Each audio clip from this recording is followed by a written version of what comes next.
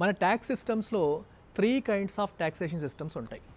మొదటిది progressive taxation, రెండవది proportional taxation, మూడవది రిగ్రెసివ్ టాక్సేషన్. ప్రోగ్రెసివ్ టాక్సేషన్ ఏం జరుగుతుందంటే మన ఇన్కమ్ పెరిగే కొద్దీ మనం పే చేయాల్సిన ట్యాక్స్ పర్సంటేజ్ కూడా పెరిగిపోతుంది.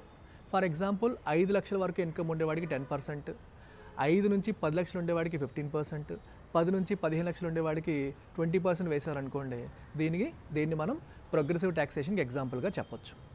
అలాగే ప్రపోర్షనల్ టాక్సేషన్లో మన ఇన్కమ్తో సంబంధం లేకుండా మన ఇన్కమ్ ఎంత ఉన్నా సరే ఒకటే ఫిక్స్డ్ పర్సంటేజ్ ఆఫ్ ట్యాక్స్ పడింది అనుకోండి, దాన్ని ప్రపోర్షనల్ టాక్సేషన్ అంటాం. అయితే మరి ప్రపోర్షనల్ అనే పదం ఎందుకు వాడారని మీకు డౌట్ రావచ్చు.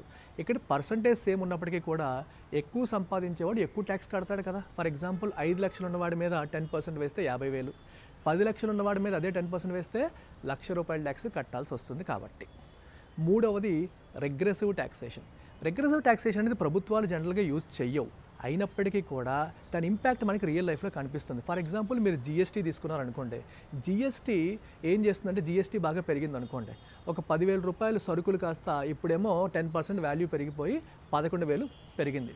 సో నీకు 1,000 రూపాయలు నిత్యావసరాల మీద ఖర్చు పెరిగింది. 1,000 రూపాయలు ఖర్చు పెరిగినప్పుడు లక్షల్లో సంపాదించేవాడు వర్రీ అవుతాడా? అవ్వడు.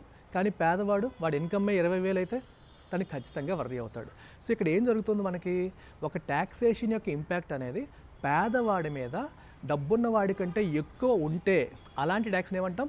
రిగ్రెసివ్ ట్యాక్స్ అని అంటాం. So GST is an example of regressive tax. ఎందుకంటే జిఎస్టీ పెరిగితే, నిత్యావసరాల సరుకుల ధరలు పెరిగితే దానివల్ల ఉన్న ఇంపాక్ట్ డబ్బున్న వాడికన్నా కూడా పేదవాడి మీద డిస్ప్రపోర్షనేట్లీ హై, చాలా ఎక్కువ ఉంటుంది. ఇట్లాంటి దాన్ని మనం ఏమంటాం? Regressive tax. ఇందాక మనం ప్రోగ్రెసివ్లో ఏం చూసాం, మనం ట్యాక్స్ ఇంపాక్ట్ అనేది పేదవాడి కన్నా డబ్బున్న వాడి మీద ఎక్కువ ఉంది అక్కడ ప్రోగ్రెసివ్లో. కానీ ఇక్కడ ట్యాక్స్ పెరగడం వల్ల డబ్బున్న వాడికన్నా కూడా పేదవాడు ఎక్కువ సఫర్ అవుతున్నాడు. అందుకే దీన్ని మనం రిగ్రెసివ్ ట్యాక్సేషన్ లేదా రిగ్రెసివ్ ట్యాక్స్ అని చెప్పి అంటాం.